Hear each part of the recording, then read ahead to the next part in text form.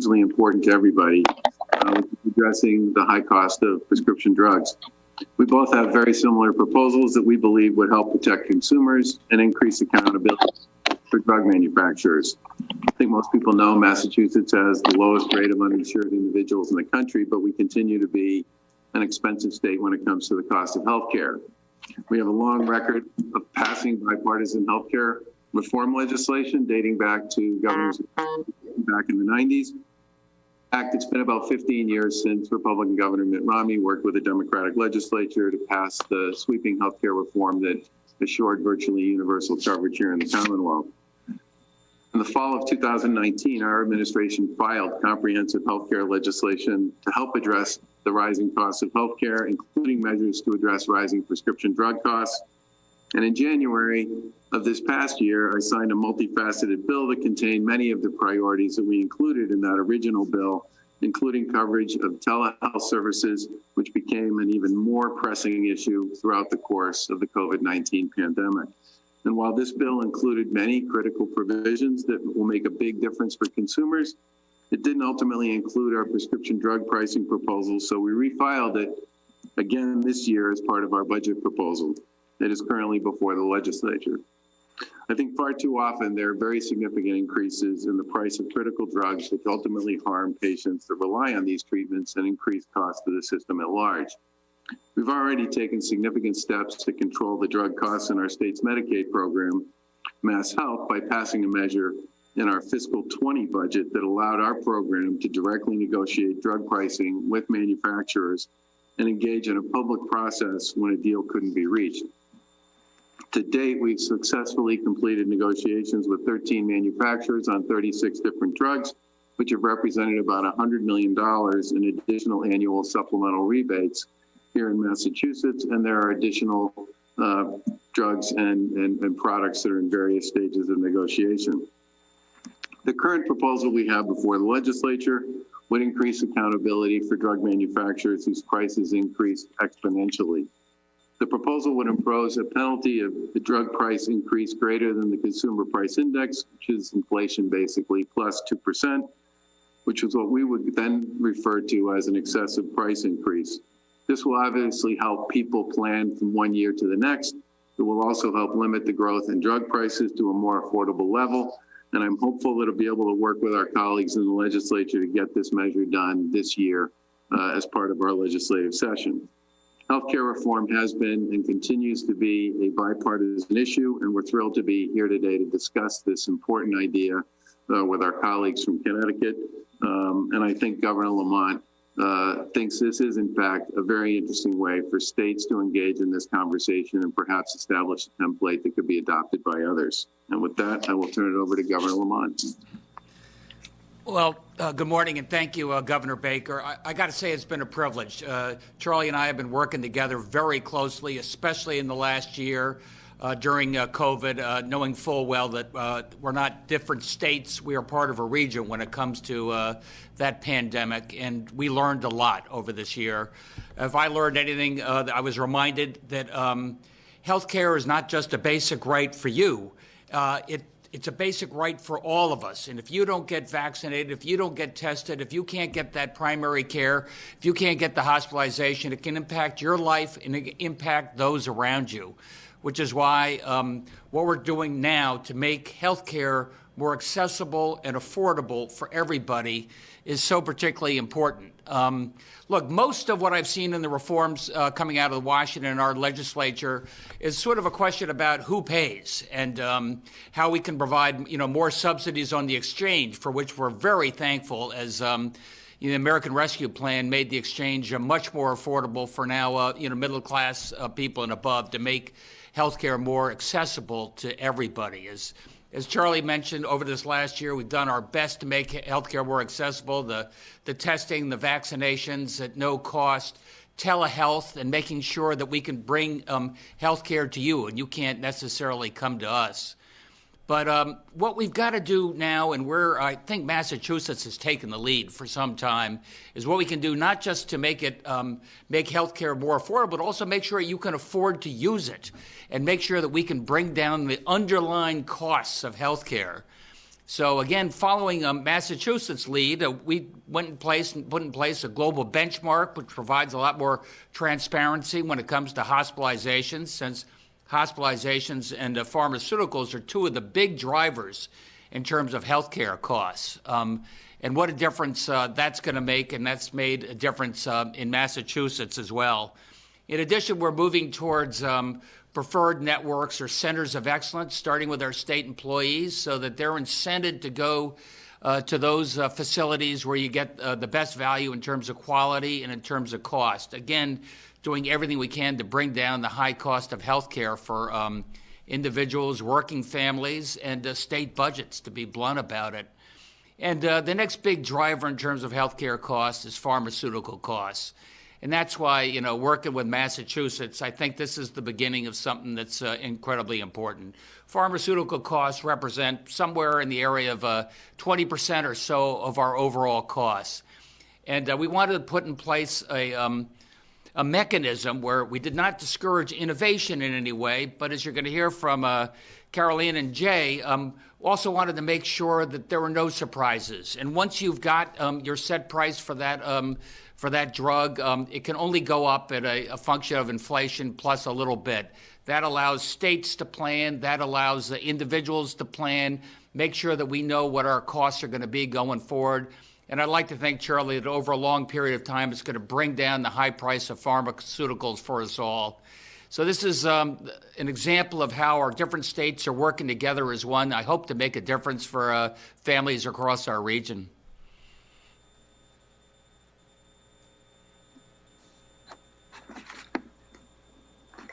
Hello, and thank you for being here today. My name is Carolina Chorvath.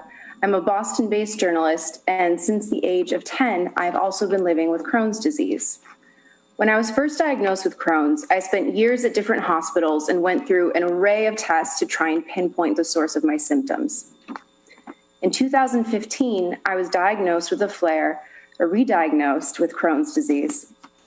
And after that, my life would never be the same.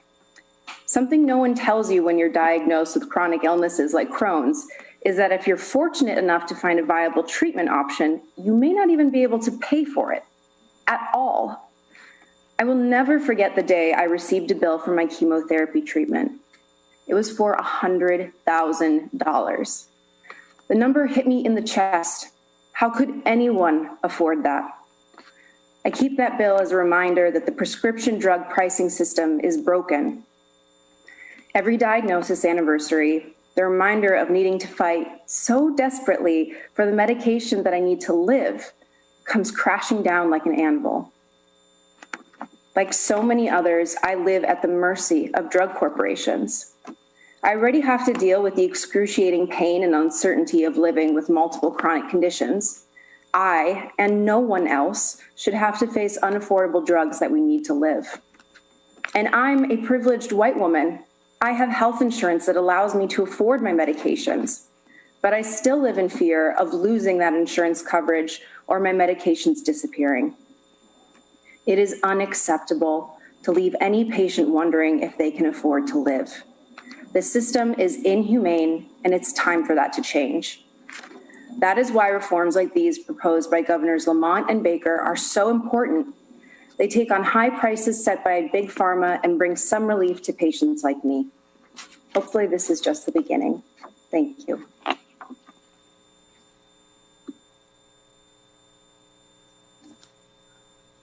Good morning. Thank you for being here. My name is Jay Geronimi, and I live in Groton, Connecticut. When I was 9 months old, I was diagnosed with cystic fibrosis, often called CF for short. CF affects the lungs and digestive system, making it hard to breathe and eat without treatment. In the mid-'80s, when I was diagnosed, it was predicted that about half of people born with CF would die before the age of 28. Growing up, I had to take pills just to be able to eat, and for the first 12 years of my life, the only treatment for my lungs was to physically shake the mucus off them. Treatment for CF changed drastically in the early 90s with Pulmozyme, a prescription drug that helps thin out mucus and allows CF patients to breathe easier. The innovation was miraculous for me, but also very expensive at $1,000 each month. I was lucky because with my parents' insurance, we were able to afford the medication and I was able to breathe. But it began a lifelong quest to afford my prescriptions. I have since spent my entire adult life trying to find ways to afford Pulmozyme and a variety of other medications, like currently on 10. I've spent years jumping through hoops to afford my drugs, whether on insurance or not. In fact, in 2008, my insurance lapsed. The price of Pulmozyme had gone up to $1,900, and I was coughing up blood, so I desperately needed that prescription. My only choice was to max out my credit card. Recently, I started on a medication that makes Pulmozyme look cheap. Trikafta, which treats nearly all of my symptoms, has a yearly list price of about $300,000. That's on top of the cost of the pills I take to help me digest food, the various inhaled medications I have to take, and the insulin I now need due to diabetes caused by my CF. The ever-rising prices of these medications on top of my Trikafta terrify me. I'm lucky right now. I have a job that provides me with good insurance coverage. But I know that could change at any minute. It's not easy to work full-time when you can't breathe. I live in fear of the day I have to face the $32,000 fee it cost me to stay alive for a single month. I do not have that money. Even if I maxed out my credit cards, I'd only get halfway there. I shouldn't have to constantly live in fear of what would happen if I had to face the full price of my medicine. I shouldn't be forced to decide between financial ruin and detrimental health outcomes. It's why we need reforms. I'm grateful to Governors Lamont and Baker for moving forward proposals to take on the high and ever-rising drug prices that make life harder for patients like me. Their plans could quite literally make me breathe easier. Thank you. Jay and Carolina, thank you very much. We'll now open it up to questions. So for reporters, if you could please use the hand raise function. Keep in mind, we also have Lauren Peters from the Baker administration. We also have Vicki Veltri from the Connecticut Office of Health Strategy. So use the hand raise function. We could try to get to a couple of questions.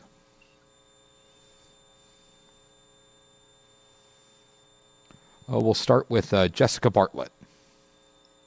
Thank you so much. I had a question about the penalty. So you have capped the annual rise in prescription drug costs. What is the penalty if manufacturers go above that? And will this be on every drug that is made available to patients in both of your states, or does it have a limit of the drugs it applies to? Lauren, you want to take a crack at that? Sure. Thank you for the question. So the penalty is equal to 80% of the increase amount in excess of CPI plus 2%. So it's really the delta between the actual price increase and CPI plus 2% in a given year. And it's on a per unit basis of drugs that are sold or distributed here in the Commonwealth. And this does apply to both generic and brand drugs. And I guess I'll take a shot in Connecticut. This is Vicki Veltri, and we have the same penalty, same structure, and it applies to the same drugs. Thank you. Julia Bergman. Can I just add a little exclamation? It's worth remembering that, roughly 75 to 80%, sometimes up to 85% of all the prescriptions that get filled in the United States are generics. And generics, by definition, are drugs that have been in the market for a very long time and are drugs for which all of the issues associated with what we would call the big spend on research and development is done. And significant increases in generics, which we have seen at various points in time over the course of the past 10 years, have huge consequences for basically almost everyone who fills a prescription for any of those pharmaceuticals. And in this particular case, it seems to me that this is a perfectly appropriate way of sending a message that says, if you want to spend significant resources on R&D to chase really hard to solve problems, by all means. But to have the kind of circumstance and situation we have had at many points in the past 10 years, where the year-over-year increase in generics has gone up 20 or 30 or 40%, that just shouldn't happen. And in some ways, I think part of this is about making sure that at least for those And for some of the branded drugs that have been in the market for a long time, there should be predictability for people who need these medications. Julia Bergman. Thanks. I have a question for Governor Lamont. The head of Boehringer Ingelheim's research team in Connecticut recently penned an op-ed saying your proposal will impede scientific advancement. She said the company reinvests more than 20% of its net sales into research and development, and that the proposal would negatively impact those investments. She also points out that prices set by a pharmaceutical company often have little to do with the amount paid by the patient, which is typically controlled by a patient's health insurance plan. So can you respond to her comments? Yeah, no, we've had good conversation, Boehringer Ingelheim, but as Charlie, explained, I think, really well, all those innovation investment costs are baked into the original price of the drug. And all we're doing is capping the increase going forward. So Boehringer and all the other great pharmaceutical companies won't have any less incentive to go forward and continue to make those investments. But, thankfully, Carolina and Jay are going to at least have some certainty in terms of what the price is going to be the next year.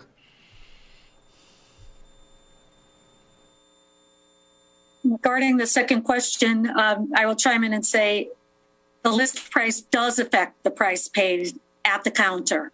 There's significant research that shows what the list price is by a pharmaceutical manufacturer affects not just the acquisition cost by the pharmacy, but also what the patient pays at the counter, which often depends on, the list price of the drug. So if they have a co-insurance or a copay, or if they're uninsured, they're going to be paying a percentage of the list price at the counter. The other point I would make with respect to this issue is there is sort of a standard practice in pharmaceutical pricing and negotiations that involve rebates, and I don't have a problem with that, but it is possible for people to use that list price as a mechanism to drive a particular actual price paid by the insurance carrier, by the individual buying the copay or the coinsurance on the drug. And I think in some ways, if you have a mechanism in place to deal with the list price, then some of the stuff that goes on with respect to the rebates gets a lot clearer and a lot easier. And that does flow through ultimately to what the insurance company is paying for the medicine and for what the insured individual or the uninsured individual is paying for that medicine as well.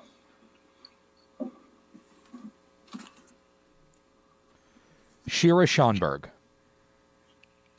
Thank you. I guess two questions. The first is, could this policy potentially incentivize drug makers to price drugs high initially, since there's no curb on the base price, but only on the growth? And then secondly, is there a mechanism in these policies to make sure that the lower prices actually trickle down to consumers rather than being swallowed by PBMs or insurers? I think both states have proposals in place to create a more transparent process for the so-called middleman in this process, the PBMs, which I think would be a good way for us to make sure that the benefit associated with this isn't lost at the ultimate point at which a consumer has to purchase their prescriptions or fill them. The other thing I would say about that is if you have a structure in place that deals with the vast majority of the drugs that are being purchased every single year, that establishes some structure around what's going to happen with respect to the price across 85 to 95% of all the drugs that are out there. I think that does have a positive impact ultimately on the total cost of healthcare, what people pay for insurance premiums and what people pay at the point they actually fill that prescription. What was the other part of that question, Shira? It was just about, could it incentivize drug makers to price drugs high initially, since there's no curb on the base price, just on the growth? Well, in the end, when I think we all know that when people go through the process of determining what the so-called price is coming out of the gate, that is very much a function of many elements. I don't see how this one would matter that much, given that we're talking for the most part about stuff that will have already been in the market and will have had sort of an established baseline on which to begin. And as I said in my previous comments, the vast majority of the prescriptions that get filled, the vast majority of the prescriptions that make up a big piece of everybody's health insurance costs, and the vast majority of the prescriptions that determine what people pay through their copay or if they're uninsured, what they pay for the drug, even if they're enrolled in one of the discount programs. All of those are ultimately going to benefit from a proposal like this, which will take some of the run rate out of drugs that ultimately really ought not to have big year-over-year increases. Steve Singer. Thank you. Is there anything on the federal level, either with ACA or prescription drug legislation during the administration of President George W. Bush, I think 2005, 2006, that addresses this? Steve, my understanding is there are a number of federal bills along these lines that are being considered. One is just capping drug increases at just the rate of inflation. We're at a rate of inflation plus 2%. So we're taking the lead, but we'll see where the feds end up. But is there anything that has been done over the years? I guess not if you're doing it, but I'm just wondering if there's anything on the federal level that addresses this issue that's already in statute or done administratively by HHS. I'm not aware of anything. Lauren, are you aware of anything? No, I'm not aware of any structure like this, putting a penalty on price increases. Okay, thank you. Hartford Business Journal. Hi, yes.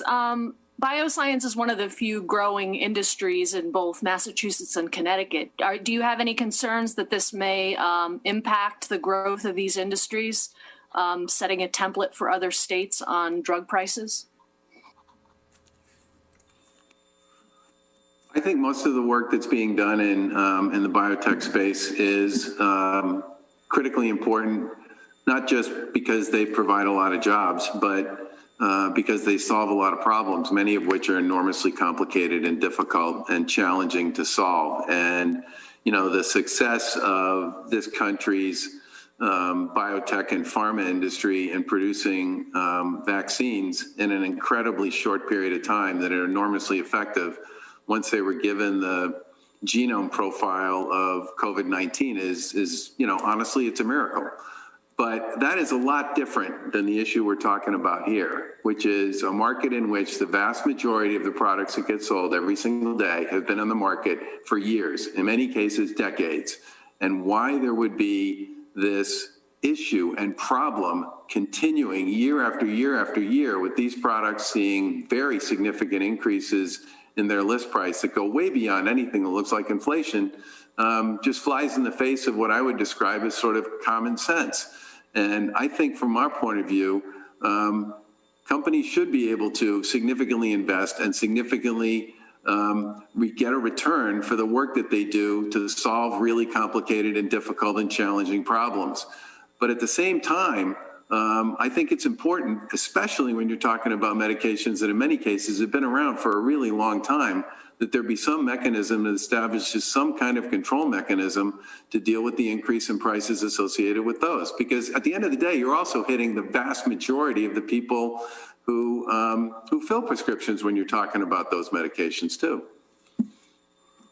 And just to chime in on Governor Baker's comment, I mean, classic example is the EpiPen, right?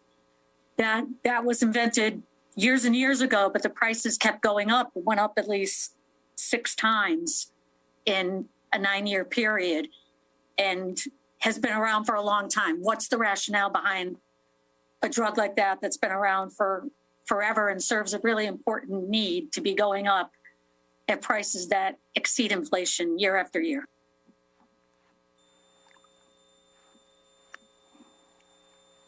The Waterbury Republican-American. Thanks. I was wondering, Governor Lamont, if you could answer some of the criticisms that I'm seeing in the testimony on this bill. You had opponents from drug makers, biopharmaceutical companies, the Connecticut Citizen Action Group. There's a lot in there about it not lowering drug costs for what people pay at the pharmacy counter, doesn't account for subsidies in the American Rescue Plan, fails to offer any assistance for small business, works counter to economic development goals, undermines innovation at a time when it's most needed. I'm sure you've heard these. Message. Look, here's the deal. Some people say it goes too far. Some people say it doesn't go far enough. But I think, as Charlie's explained, this is a very thoughtful bill that makes good sense. If you're a drug producer, all your innovation, your risk, your investment up front is going to be priced into this. Nothing's going to discourage ongoing innovation going forward. And both Massachusetts and Connecticut welcome that innovation here, within our states. What it does do is it takes that surprise billing out of the mix going forward. As Charlie said, a lot of these drugs have been out there in the market for, 10, 20 plus years. They've paid for that investment risk many times over. There's no need for them to have, more than a rate of inflation and a couple of percent over and above that to continue to earn a decent rate of return. And also, how do you answer the criticism over the annual assessment of $50 million on all large commercial group plans? That seems to be another objection. Yeah, well, that's a very different issue. But, Charlie, what we've done is they've got that federal tax that they got rid of, and 85% of that cut is going to go to the insurance companies. About 10 to 15% we're keeping. It represents something like $50 million. And what Connecticut's doing with that is going to make sure that all your work on the exchange and other insurance is more affordable. Right now, the American Rescue Plan is subsidizing what you have to pay in terms of monthly insurance premiums, but you still can have a big increase. You can still have co-pays and big deductibles that make it unaffordable for you to go to the doctor. What we're going to do with our share of that $50 million, is make sure that we limit the co-pays and deductibles, make it easier for you to be able to afford to go see your doctor. Okay, thanks very much. The Associated Press. Thanks, Max. Good morning, everyone. Is there a particular benefit for Connecticut and Massachusetts residents by having the same drug pricing legislation passed in both states? I don't think that wasn't what prompted us to pursue this or to engage in a discussion with Governor Lamont and his team about this. I think it was more that Governor Lamont and I were talking about a variety of issues around COVID, which obviously we've been discussing quite a bit over the course of the past year. And in that conversation, we ended up talking about some of the ideas that we were pursuing on healthcare reform. And this one in particular, I think, piqued his interest. And we started engaging in it between the two of us, and then on a staff level. We filed ours in January as part of our budget submission. As I mentioned in my testimony, we filed it previously in the legislative session before the pandemic began. I don't think there's an inherent benefit to having two states doing this as opposed to one. What I would say is I think the idea is a sound one, and if it's one that other states were interested in pursuing, we'd be happy to talk to them about it as well. And obviously, if it's something that folks at the federal level want to talk about, we'd be all in on those conversations too. I do think some of the stuff that's kicking around, basically saying that our drug pricing should look like Canada's, doesn't make a lot of sense to me for a whole bunch of reasons. And I'm much happier with a proposal like this one that creates predictability and reliability for people, especially around those medications that have been in the market for a long time. I just add, Sue, that I had just been elected. I was driving down the Merritt Parkway with Andy, and the first call I got was a guy named Charlie who said, congratulations, what are we going to do about drug pricing together? And that was Charlie Baker. And I think he's too modest. I think Massachusetts has really taken the lead on this. I'm an old cable TV guy, so I'm happy to have Charlie take the lead on this, work together. I think together we can make a difference and show the rest of the country how we can make drug pricing a lot more predictable for some folks who need it. Great, thank you. Jessica Bartlett, and unfortunately this is our time for our last question. So Jessica Bartlett. Hopefully I can make this a multi-part question if you'll allow me. The first is, where will the penalty go? Maybe that was addressed in Connecticut. I don't know if it was the same for Massachusetts. Who will collect this penalty? And is this a bill that's been filed? What's the process to enact this in Massachusetts specifically, but also Connecticut? Hey, Lauren, you want to take a crack at that one? Sure. So in the most recent House 1 budget proposal that included this language, we are proposing to direct the revenues from this penalty into the a revised community hospital and community health center investment trust fund. So you may be familiar with the current CHRTF. We're revising that, so it will go out and be used for expenditures for community hospitals, community health centers, serving some of our most vulnerable residents. Can you just repeat the second part of the question? Sure. So you mentioned this is part of the House 1 budget. So what's the process kind of moving forward in the state? So we will see. The legislature is anticipated to take up the budget in the next couple of months, and hopefully we will have our FY 2022 GAA at some point this summer.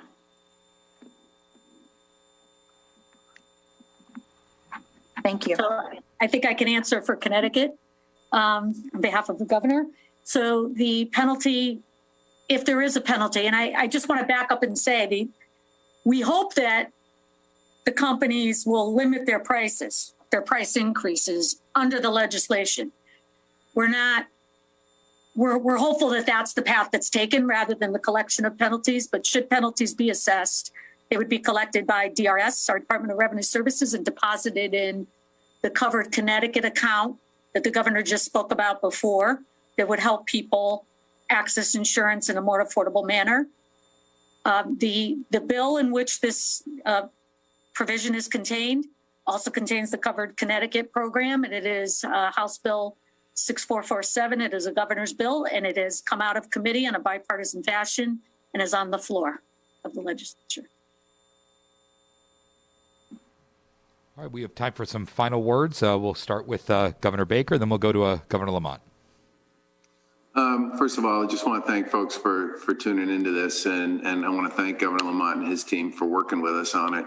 I certainly think that as we think about all the issues associated with healthcare generally, we need to continue to focus on ones where we can create opportunities for people to benefit from all the terrific innovation and creativity and skill sets that people in our pharmaceutical and biotech industry bring to this table and to these tasks. But at the same time, we need to give people some kind of predictability around the stuff that's really been in the market for a long time. And I think in many ways, this proposal is our way of trying to achieve both of those objectives. And I look forward to working with our legislature on it and continuing to engage with Governor Lamont and others who may be interested in this in their states as well. I just add that governors need predictability when we're putting together our budgets. Working families and small business need that same predictability. Carolina and Jay, thank you for sharing your story with us. That's why Charlie and I are doing this. You remind us every day how important it is. And Charlie, that haircut looks really good on you. Thanks, everybody. Thanks a lot.